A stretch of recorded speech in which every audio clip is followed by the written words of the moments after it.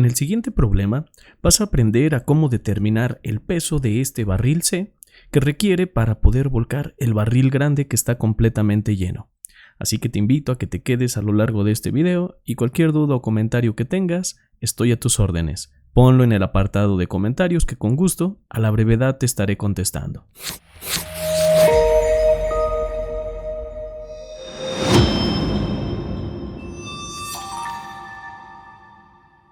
Un barril completamente lleno y su contenido tienen un peso combinado de 200 libras. Un cilindro C está conectado al barril a una altura de 22 pulgadas, como se muestra en la figura. Si el coeficiente de fricción estático es de 0.4 y el coeficiente de fricción cinético es de 0.35, determine el peso máximo de C para que el barril no se vuelque. Como podemos apreciar, a través de una cuerda están conectados ambos barriles. Sin embargo, conforme nosotros vamos aumentando el peso del barril el C, va a llegar un momento en el que va a volcar el barril más grande. Y es justamente lo que nos están pidiendo, determinar el peso a partir de cuándo se va a empezar a volcar el barril más grande. Vamos a entrar a un tema medular de este problema, que es el diagrama de cuerpo libre. Si comprendemos este diagrama de cuerpo libre, vamos a saber perfectamente cómo darle solución a este problema. Las fuerzas que están interactuando en este problema, ¿cuáles serían? Primero, vamos a hacer el diagrama de cuerpo libre solamente de este barril. Recuerden que cuando nosotros hacemos un diagrama de cuerpo libre, solamente involucramos al elemento en cuestión y el resto de factores externos, como en este caso la cuerda o este barril, no los podemos agregar físicamente, pero podemos agregar su efecto. Y en este caso, el efecto de esta cuerda con el peso de este barril es una fuerza. En lugar de poner la cuerda junto con el barril, vamos simplemente a poner la fuerza que estaría ejerciendo este barril. Así que bien, en este diagrama vamos a tener nosotros el peso del barril y como ya sabemos, el peso siempre va en la vertical hacia abajo. Entonces lo vamos a representar así como se muestra en la pantalla. Por otro lado, como lo acabamos de mencionar, no se puede poner directamente el barril en el diagrama de cuerpo libre. El barril pequeño. Sin embargo, esta cuerda lo que está provocando es una fuerza que viene hacia la derecha y esta fuerza, justamente que no la conozco todavía, es la que va a provocar que este barril se vuelque. Desde luego, esta fuerza es provocada por el peso del barril en C. Simplemente le voy a llamar T de tensión. Ahora, aquí viene lo importante. ¿Cómo vamos a saber en qué momento se vuelca el barril? En su posición de reposo, vamos a imaginar que no existe todavía el barril en C. Nosotros sabemos que está en contacto la superficie del barril grande con el suelo. No hay ningún problema hasta aquí y sabemos que existe una fuerza normal que va hacia arriba y esa fuerza normal, ingenieros, es la que se encuentra entre el piso y el barril. Sin embargo, como ustedes sabrán, va a llegar un momento en el que el barril comience a levantarse. Así como está en reposo, esta fuerza normal nosotros también la podemos representar aquí y la podemos representar también aquí. Aquí vamos a tener fuerzas normales, ingenieros. Y entonces, hasta aquí está en reposo. Pero estarán de acuerdo conmigo, ingenieros, que en el momento en el que este barril se empieza a levantar, y atención, porque aquí viene cómo se va a levantar. Vamos a imaginarnos, ingenieros, que bueno, pues nosotros tenemos nuestro barril y se le aplica la fuerza. Como pensaríamos que el barril va a reaccionar es de la siguiente manera. El barril va a tender a girarse hacia la derecha. Así es. ¿Y qué implica que el barril se vaya a gire hacia la derecha una vez que empieza a ser volcado? Eso implica, ingenieros, que esta fuerza va a desaparecer. La fuerza normal que aparece en este extremo va a desaparecer. ¿Y a qué se debe? A que en ese momento en el que el barril dejó de hacer contacto con el suelo, la fuerza desapareció. Y para el análisis de este problema, ¿qué es lo que vamos a hacer? Pues vamos a considerar solamente una fuerza normal que se va a encontrar aquí. Que por cierto le vamos a cambiar el color a un color rojo porque es una fuerza externa. Ahorita vamos a hablar más a detalle de qué son las fuerzas externas. Simplemente yo aquí le voy a llamar RB. Así va a quedar. Quiere decir que el barril quedaría algo más o menos así, miren. A la hora de que vuelca, así un dibujo muy rápido, aunque debí de haber puesto aquí el punto de apoyo, nuestro barril más o menos quedaría así, miren. Así quedaría una vez que se está volcando. Todo el peso va a estar concentrado en este punto. Y claro, yo le estoy llamando a este punto RB. Pero recuerden que RB pues es una fuerza normal al piso. Así que bien, así me estoy imaginando yo mi barril, cómo se estaría volcando. Y listo, pues vamos entonces a continuar con nuestro diagrama. Hay algo que va a permitir que el barril adopte esta forma, que se pueda volcar. ¿Y qué sería? Pues hay una fuerza oponiéndose al movimiento en ese punto. Y a esa fuerza le vamos a llamar fuerza de fricción. Así le vamos a llamar nosotros, fuerza de fricción. ¿Y por qué le llamaríamos fuerza de fricción? Imagínense así. Si el barril no tuviera una fuerza de fricción o no existiera fricción entre el barril y el piso, es decir, que fuera una superficie fija, estarán de acuerdo que el barril, a la hora de aplicar cualquier peso, va a trasladarse solamente. Va a trasladarse hacia la derecha, hacia la izquierda, pero no va a girar. ¿Por qué? Porque no hay una resistencia que genere un momento que permita ese giro. Así que bien, por eso es importante que nosotros coloquemos la fuerza de fricción aquí. Esta fuerza se va a oponer al movimiento y es como si nosotros le pusiéramos el pie en este punto a ese barril se va a caer. Por eso la fuerza de fricción es muy importante. Ahora, como pueden apreciar, de hecho, nos están dando los coeficientes de fricción. Eso quiere decir que de antemano sabemos que hay una fuerza de fricción implicada. Y listo, estos son mis fuerzas, como pueden apreciar, pero lo que nosotros llamamos fuerzas externas, porque hay un vector que lo conocemos como fuerza interna, y este vector generalmente lo representamos cuando solamente existe traslación. Este vector lo representamos generalmente a partir del centroide y en la dirección del movimiento.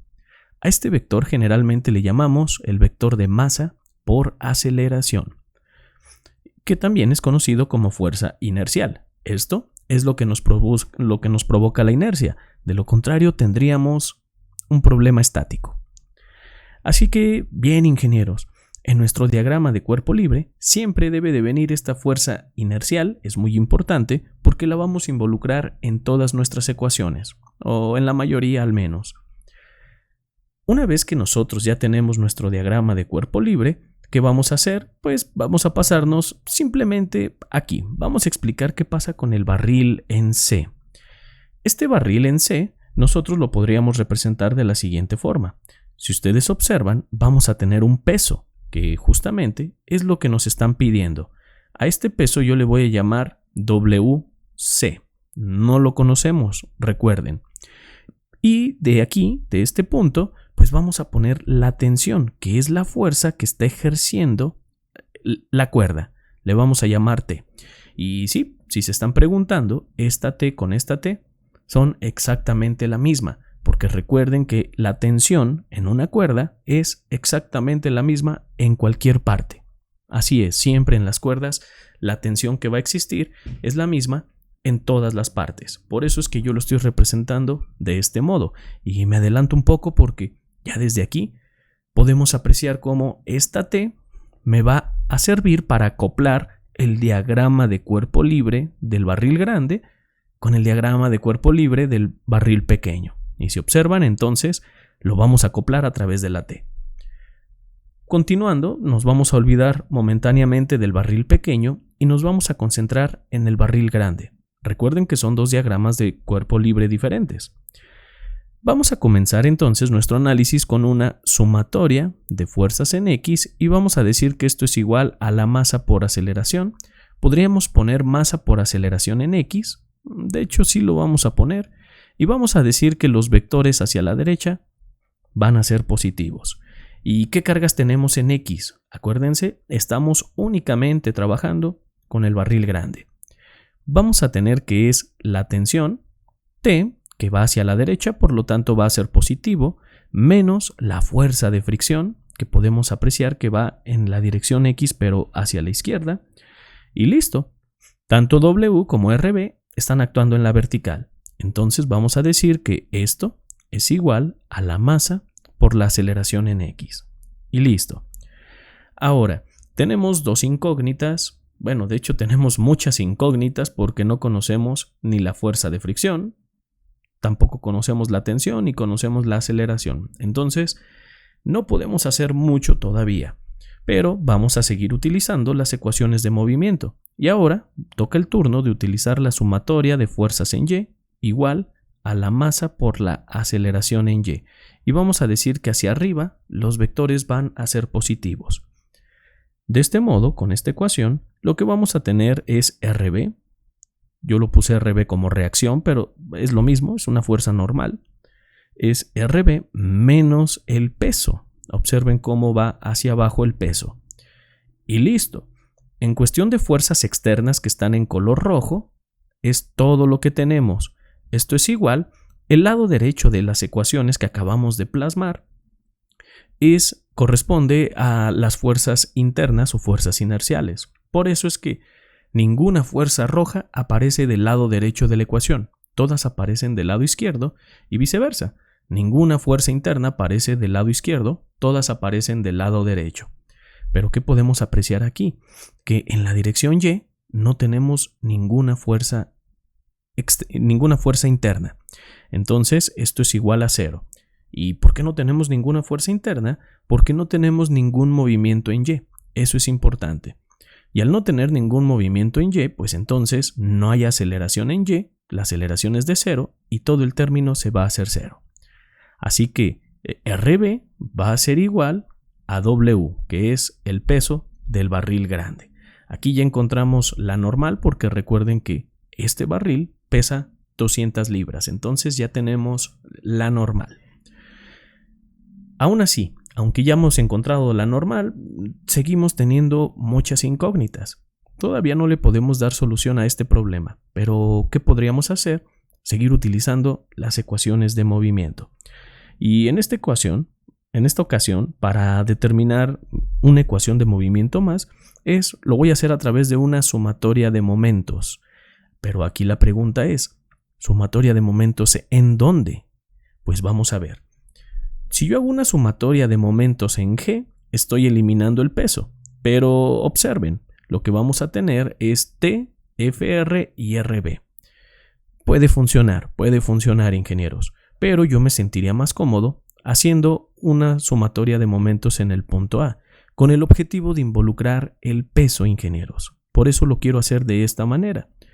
Recuerden que los momentos ustedes lo pueden obtener donde ustedes desean. Es más, los invito por favor a que intenten a sacar esta ecuación con una sumatoria de momentos aquí en el centroide y que nos pongan en los comentarios de este video el resultado obtenido. Si fue el mismo, varió, ya ustedes nos dirán, que les aseguro algo, va a ser el mismo. Hay que ser curiosos, ingenieros, y hay que hacerlo solamente para comprobar que efectivamente podemos sacar una sumatoria de momentos en cualquier punto y mientras las variables nos permitan resolver ecuaciones, vamos a estar bien, vamos a poderle dar solución. Entonces, en este caso yo voy a hacer una sumatoria de momentos en A igual a I por alfa más masa por aceleración por distancia. Ups, ¿qué es esto que nosotros acabamos de poner? Les platico. El término izquierdo de la ecuación son los momentos que están generando las fuerzas externas, es decir, los momentos que generan todas estas fuerzas. Ahora, ¿qué son los términos del lado derecho? Pues, como ya se están imaginando, son los momentos que generan las fuerzas internas. Aquí, del lado izquierdo, fuerzas externas, momentos generados por estas fuerzas externas, momentos generados por fuerzas internas. Y bueno, pues vamos a entrar en teoría, porque ¿qué es la I y qué es la alfa? I es el momento de inercia de masa, conocido como una resistencia que opone una aceleración angular. Y alfa es la aceleración angular, justamente. Pero, ¿cuál es el detalle aquí? El detalle es de que nuestro análisis no involucra rotación. Sí, ya sé, seguramente estarán pensando, profe, ¿cómo no? Aquí en la ilustración en rojo, una vez que el barril se rueda, hay un desplazamiento angular. Y sí, ingenieros, tienen toda la razón. Claro que sí existe, pero ¿qué creen? Que nosotros no estamos analizando el barril tal cual. Yo lo que hice fue exagerar el movimiento que va a tener este barril. Pero la realidad de las cosas es que el barril, en cuanto empiece a levantarse, digamos que este bordecito va a quedar ligeramente arriba, así, ligeramente arriba, y ya podríamos empezar a dibujar nuevamente nosotros nuestro barril. Más o menos así quedaría, así y así, más o menos. Nosotros estamos analizando ese punto donde apenas inicia a levantarse, inicia ese levantamiento de A, que es cuando empieza a volcarse. Y por lo tanto, pues estamos asumiendo que el movimiento, véanlo, solamente es de traslación. Es más, nuestro vector de fuerzas internas, nuestro vector inercial, nos indica el tipo de movimiento que es. Y si observan, pues vamos a tener masa por aceleración. Solamente vamos a tener una traslación. Y, profe, ¿y por qué está involucrando estos términos? Porque, bueno, cuando existen rotaciones, es importante involucrarlos. No se van a hacer cero. Aquí en este caso, al no haber un movimiento de rotación, esta aceleración angular es de 0. Y lo cual indica que todo el término se va a hacer 0. Todo ese término. Y listo. Vamos a comenzar con nuestra sumatoria de momentos, ingenieros. ¿Y cómo queda esta sumatoria de momentos? Pues vamos a tener primero que, observen, nosotros estamos sacando momentos en este punto. Vamos a comenzar con la fuerza RB y vamos a poner RB. Observen cómo giraría RB alrededor de A. El giro sería positivo de acuerdo a la convención que acabamos de poner. Eso quiere decir que vamos a tener que es RB, pero atención, porque esto solamente es la fuerza. Ocupamos la distancia perpendicular a RB, que sabemos que es de 20 pulgadas. Y listo. Ya tenemos esta carga. Ahora, vámonos con el peso, si les parece bien. El peso va a girar en sentido contrario a mi convención respecto a A. Entonces lo vamos a poner como menos. De una vez vamos a ilustrarlo. Sabemos que es de 200 libras. Y lo vamos a multiplicar por el brazo de palanca, que son 10 pulgadas. Recuerden que es la distancia perpendicular desde la aplicación de la fuerza hasta donde estamos sacando momentos. Como la fuerza es vertical, la distancia tiene que ser horizontal. Después, toda esta carga T también nos va a generar momento. Y por cierto, como pueden apreciar, va a ser negativo. Entonces, ¿cómo quedaría? Pues vamos a tener que es menos T que multiplica al brazo de palanca, ingenieros. Y ese brazo de palanca, ¿cómo queda? Es H justamente, que es la distancia perpendicular a este punto. Y por cierto, por si se lo estaban preguntando, pero la distancia perpendicular a nuestro punto no es. Acuérdense que los vectores tienen una propiedad que se llama transmisibilidad. Y este vector T va a estar actuando, bueno, más bien, mientras esté actuando sobre esta línea de acción, va a tener el mismo efecto. En pocas palabras, ahorita para sacar el momento, ese vector T yo lo puedo poner aquí, respetando su sentido y su línea de acción. Y ahora sí, claramente se ve que la distancia que habría de este vector T hasta el punto A, pues es H. Así creo que se ve más claro. Así que bien, la distancia H no la da el problema y nos dice que es de 22 pulgadas. Hasta aquí, ingenieros, como pueden apreciar, ya tenemos todos los momentos generados por las fuerzas externas. Y si se preguntan, ¿qué pasa con FR? Pues resulta que FR no hay una distancia perpendicular para FR. La distancia que existe desde su aplicación hasta A podemos apreciar que es una distancia paralela. Por lo tanto, esta fuerza FR no genera momento. Y esto va a ser igual a la masa por la aceleración por la distancia. Sin embargo, hay que ser muy cuidadosos en algo. Esta convención que nosotros seleccionamos para los momentos también obedece, o más bien las fuerzas internas también la deben de obedecer, de tal modo que esta fuerza interna que tenemos como masa por aceleración alrededor de A giraría en un sentido horario. Eso quiere decir que va contrario a nuestra convención y nos va a generar un momento negativo. Ahora, continuando, vamos a tener que escribir la masa, y la masa, como ya recordarán, en el sistema inglés, pues es el slug, y este lo vamos a representar del siguiente modo. Vamos a tener el peso, que es de 200 libras, y esto lo vamos a dividir entre la aceleración de la gravedad. Sin embargo, recuerden algo, estamos trabajando hasta ahorita en pulgadas. Eso quiere decir que la aceleración de la gravedad va a ser de 386.4 pulgadas sobre segundo al cuadrado. Noten por favor que esta aceleración de la gravedad está en pulgadas sobre segundo al cuadrado y no en pie sobre segundo al cuadrado. Después vamos a tener que multiplicar esto por la aceleración y posteriormente por la distancia. Pero la pregunta es, ¿qué distancia?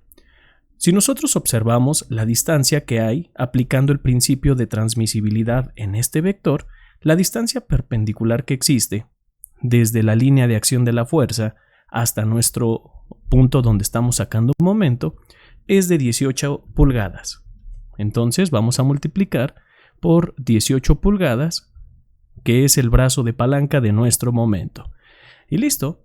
Ahora sí, como pueden apreciar, observen. Tenemos como incógnitas la tensión y tenemos también la aceleración. Sin embargo, en esta ecuación que podríamos llamar ecuación 1, tenemos hasta ahorita 3 incógnitas. La primera incógnita es T, la segunda incógnita es A y la última incógnita es FR. A esta ecuación nosotros le vamos a llamar ecuación 2. FR nosotros la podemos calcular. Simplemente basta con recordar que la fuerza de fricción la podemos representar con el coeficiente de fricción multiplicado por la fuerza normal. Aquí nosotros tenemos el coeficiente de fricción y también tenemos la fuerza normal. Y la pregunta aquí es, ¿cuál de los dos coeficientes de fricción vamos a utilizar? Porque tenemos un coeficiente de fricción estático y un cinético. Vamos a ver. Se supone, o más bien, si nosotros suponemos, ingenieros, que en el momento en el que el barril se carga y empieza a jalar al barril más grande, hay un deslizamiento y posterior a ese deslizamiento se va a empezar a volcar. Eso quiere decir que vamos a utilizar el coeficiente de fricción cinética. ¿Por qué? Porque previamente hubo un deslizamiento. Sin embargo, si al momento de que nosotros cargamos el barril C, que es el pequeño, e inmediatamente sin haber deslizamiento, este barril grande vuelca, entonces vamos a utilizar el coeficiente de fricción estático. Antes, o más bien, se utiliza para romper esta condición de equilibrio. La pregunta aquí es, ¿y cuál de los dos casos es? La realidad de las cosas es que a mí me convence más utilizar el coeficiente de fricción estático, porque yo estoy suponiendo, o yo supondría, que en el momento en el que cargamos el barril no hay un deslizamiento e inmediatamente este barril grande va a empezar a volcarse. Sin embargo, para llegar a la solución del libro, lo que hace el señor Beer es utilizar el coeficiente de fricción cinética, que quiere decir que primero este barril grande va a deslizarse hacia la derecha y después va a volcar. Ustedes pueden utilizar lo que ustedes consideren. Yo me voy más por el escenario donde al cargar este barril pequeño, este va a volcar inmediatamente, pero para llegar a la solución del libro, pues voy a utilizar el punto 35. Si por favor tienen algún otro comentario, alguna duda o si creen que puede ser al revés, por favor déjenlo en el apartado de comentarios. Profesores que nos están visualizando, también es de mucha utilidad su comentario. Y nos encantaría escuchar su opinión para darle solución a este problema. Así que continuando nosotros con esta solución, lo que vamos a tener es que vamos a sustituir en esta ecuación para encontrar la fuerza de fricción. Y esto quedaría de la siguiente forma. Vamos a tener un coeficiente de fricción que, como ya mencionamos, es de 0.35, aunque aclaro, a mí en lo personal, yo preferiría escoger el de 0.40, pero no llegaríamos a la solución del libro y después me estarían poniendo en los comentarios que esto está mal y no es la intención. Ya les expliqué por qué, es lo que yo creo, pero depende de ustedes. Después esto lo vamos a multiplicar por la fuerza normal. Y esta fuerza normal, pues nosotros ya la encontramos. Sabemos que es RB y RB tiene un valor de W, que es el peso. Es decir, tiene un valor de 200 libras. Si nosotros hacemos esta operación, vamos a tener una fuerza de fricción de 70 libras. Y ahora sí, ya conocemos esta incógnita que teníamos anteriormente. Observen algo interesante. Tanto la ecuación 1 como la ecuación 2 tenemos las mismas incógnitas. Para que esto sea más claro, voy a sustituir los valores que conocemos de la ecuación 1. Vamos a tener que es la tensión menos 70 libras, que es la fuerza de fricción. Esto va a ser igual a la masa, que ya lo hemos visto que es el peso de 200 libras, entre 386.4, que son pulgadas sobre segundo al cuadrado, y lo vamos a multiplicar por la aceleración A. Recuerden que esto sigue siendo mi ecuación 1. Y listo, aquí se puede ver mucho más simple el tema de la tensión y de la aceleración como incógnitas. Y entonces ahora sí podemos darle solución a este sistema de ecuaciones y vamos a encontrar el valor de la tensión y de la aceleración. Los invito a que lo hagan en la calculadora o a través de alguna aplicación en línea para ahorrar tiempo.